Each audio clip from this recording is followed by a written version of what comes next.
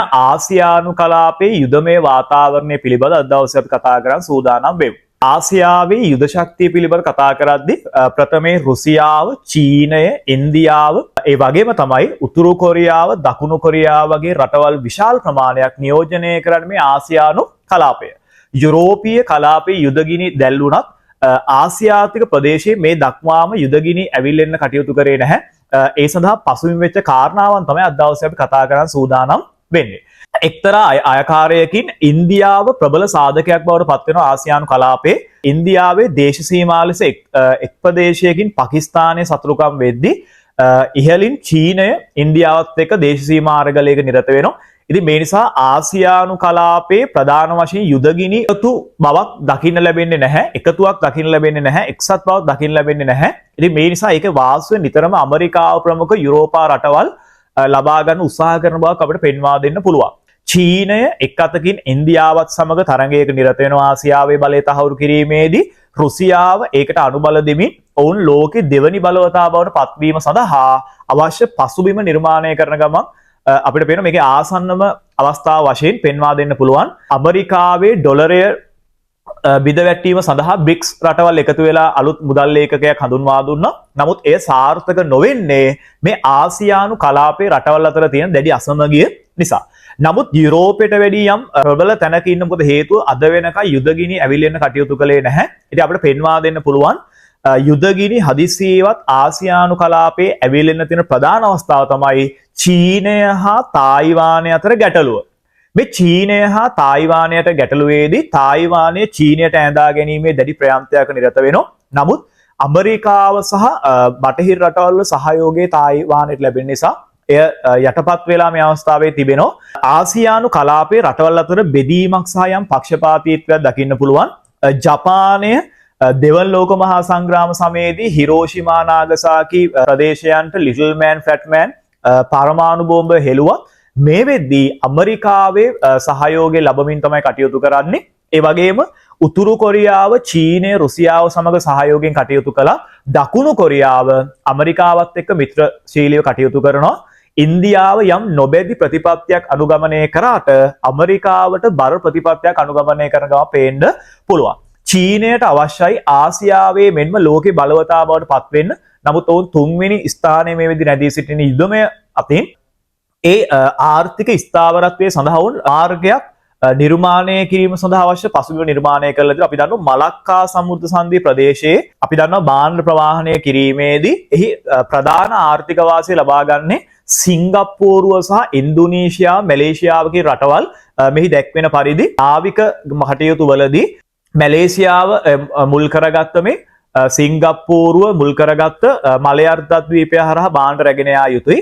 එහි දැඩි ආර්ථික වාසියක් ලබා ගන්න ඇමරිකාව. ඉතින් චීනය උත්සාහ කරනවා මේ අවස්ථාවේදී තායිලන්තය හරහා නව තායි ඇල මාර්ගය නිර්මාණය කරන ඒ සඳහා ඩොලර් බිලියන 28ක ප්‍රමාණයක් ආයෝජනය කරන්න සූදානම්. එතුලින් චීනය ඍජුවම තායිලන්තය හරහා භාණ්ඩ ගෙන යාමේ ආර්ථික වාසිය ලබා ගන්න උත්සාහ කළා. නමුත් අපි දන්න එසේ කළහොත් ඉන්දුනීසියාව, සිංගප්පූරුව සහ මැලේසියාව කියන රටවල් වලට දැඩි ආර්ථික බලපෑමක් එල්ල වෙනවා. මොකද ඇමරිකාවත් ඒ අවස්ථාවේ සිංගප්පූරුව ප්‍රදේශ නියෝජනය කරන නිසා. ඉතින් මේ අවස්ථාවේ ඒ සඳහා ගත්ත හොඳම තීරණය තමයි ඉන්දියාවට අයත් අන්දමන්ද දූපත් තුලින් මෙන්න මේ ලේන් එක හදන එක අවහිර කරන්න ඇමරිකාව ප්‍රමුඛ බටහිර රටවල් කටයුතු කළා. ඒ නිසා මේ නිසා චීනය හා ඉන්දියාව අතර දැඩි විරසකයක් මේ අවස්ථාවේ ඇති වෙලා තියෙන ආකාරය පෙන්වන්න පුළුවන්. මොකද තායිලන්තය හරහා මාර්ගය ඉදි කරොත් කිලෝමීටර් 1000 දුර අඩු වෙනවා භාණ්ඩ රැගෙන යා යුතු. ඉතින් මේ ආර්ථික වාසිය චීනය කෙසේ හෝ අත්කරගත්තොත් ඉන්දියාව අන්දමන්ද දූපත් හරහා එය අවහිර කරන්න සූදානම් වෙන ඔවුනුත් ඒ ප්‍රදේශයේ නව නැවුතොටු පොළවල් නිර්මාණය කරා වියක් චීනය අනුමාන කරලා. ඉතින් මේ නිසා මෙවැනි යුදමය කාතාවරණයක් තමයි ආසියාවේ දකින්නට පුළුවන් මේ අවස්ථාවේදී. ඒ එක්පසකින් මෙසේ වෙද්දී උතුරු කොරියාවත් දකුණු කොරියාවත් යම් විරසකයක නිරත වෙනවා. ඉතින් ඒ නිසා ඇමරිකාව ආසියානු ප්‍රදේශය පාලනය කිරීමේ යම් ප්‍රයත්නයක් දරන බවක් අපිට පේන්න පුළුවන්. නමුත් ලෝකයේ ප්‍රබලතම යුද ශක්තියක් හිමි රටවල් කිහිපයක්ම ආසියාව නියෝජනය කරනවා. නමුත් යම් හොඳ ආකාරයක් අපිට දකින්න පුළුවන්. මොකද අද වෙනකන් කිසිම යුදමය වාතාවරණයක් ආසියානු ප්‍රදේශයේ ඇවිල්ුනේ නැහැ. මෙතරම් සතුරු රටවල් නියෝජනය කරත්. එක් පැසකින් ඉන්දියාවට පාකිස්තානය දැඩි ලෙස දේශ සීමා ගැටුම් නිර්මාණය වෙලා තියෙනවා. අනිත් පැත්තෙන් චීනය. ඒ නිසා නිතරම ඉන්දියාවත් උත්සාහ කරන ශ්‍රී ලංකාව වගේ රටවල් සමග මිත්‍රශීලීව කටයුතු කිරීම සඳහා. තවත් කාරණාවක් වශයෙන් මේ උපාය මාර්ගික චීනයේ නව මාර්ගය ඉදිකරොත් එහෙම එහි ප්‍රධානතම සාධකයේ බවට පත් වෙන්නේ ඉන්දියානු සාගරයේ මධ්‍යගතව පිහිටපු ශ්‍රී ලංකාවේ භූගෝලීය පිහිටීම. දැනටම චීනයක සාක්ෂාත් කරගෙන අවසానයි අපේ හම්බන්තොට වරාය ඔවුන් හිතන්නේ බදු අරගෙන ඔවුන් හම්බන්තොට වරායේ තමන්ගේ ප්‍රධානත අයිතිය තහවුරු කරගන්න මේ අවස්ථාවේ කටයුතු කරනවා. ඉතින් මේ නිසා ත්‍රිකුණාමලයේ අයිතිය දිනා ගන්න ඉන්දියාව දැඩි සටනක නිරත වෙන්නේ මෙන්න මේ ආර්ථික බලපෑම නිර්මාණය කිරීම සඳහා. අපි මීට පෙර වීඩියෝ එකකදී කතා බහ කළා ඇමරිකාව සූවස් කලාපයේ බලය තහවුරු කර ගැනීම සඳහා ඊශ්‍රායල් නව මාර්ගයක් ඉදිකරන සූදානම් වෙද්දී ඊට සාපේක්ෂව ආසියානු කලාපයේ බලය තහවුරු කරන චීනය යම් උත්සාහයක් දරන බවක් අපිට පෙන්වා දෙන්න පුළුවන්. ඉතින් මේ තමයි ආසියානු කලාපයේ නවතම යුදමය වාතාවරණය වෙන්නේ.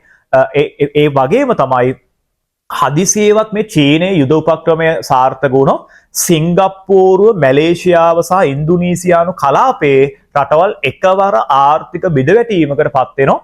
චීනය උත්සාහ කරන්නේ ඒ ආර්ථිකය ලබා ගනිමින් ලෝකේ බලවතා බවට පත් වෙන්න. මේ අතර වාරයේ නිහඬව පුටින් මේ අවස්ථාවේ උත්සාහ කරමින් සිටින්නේ ඒ ක්‍රියාකලාපයන් දෙකටම අතරමැදිව තමන්ගේ මැදි ප්‍රතිපත්තියක් අනුගමනය කරමින් කටයුතු කරන්න. අපි දන්නවා ඩොනල්ඩ් ට්‍රම්ප් ජනාධිපතිවරයා සමග පුටින් යම් සාකච්ඡාවක නිරත වෙනවා මේ අවස්ථාවේදී යුක්‍රේන හා සම්බන්ධ ගැටලුවකදී එම සහයෝගය එකතු වුණොත් ඉතින් මම හිතන්නේ ඒක ආසියාවේ චීනය ඒ වගේම තමයි ඉන්දියාවගේ රටවලට යම් බලපෑමක් එල්ල කරන්න පුළුවන්. මොකද ඒ රටවල් දෙකේ මිත්‍රත්වයේ තුලින් නැවතත් චීනයේ ලෝක බලවතා වීමේ ඒ අභියෝගයට මරුපහරක් එල්ල වෙන ආකාරයක් අපිට පෙන්වන්න පුළුවන්. ඉතින් ඒ වගේම තමයි තවත් සතුරු රටවල් ගණනාවක් මේ ආසියානු ප්‍රදේශවල නියෝජනය වෙනවා. එක්පසකින් උතුරු කොරියාව, දකුණු කොරියාව වගේ රටවල් නියෝජනය වෙද්දී නිතරම තායිවානයට සහයෝගය ලබා දීම සඳහා ජපානය ඉදිරිපත් වෙන්නේ මේ ඇමරිකාව ප්‍රමුඛ රටවල් යුද ශක්තිය අතින් ඉදිරියෙන් සිටින නිසා. ඉතින් මේ තමයි ආසියානු කලාපයේ මේ වන විට යුදමය වාතාවරණය වෙන්නේ.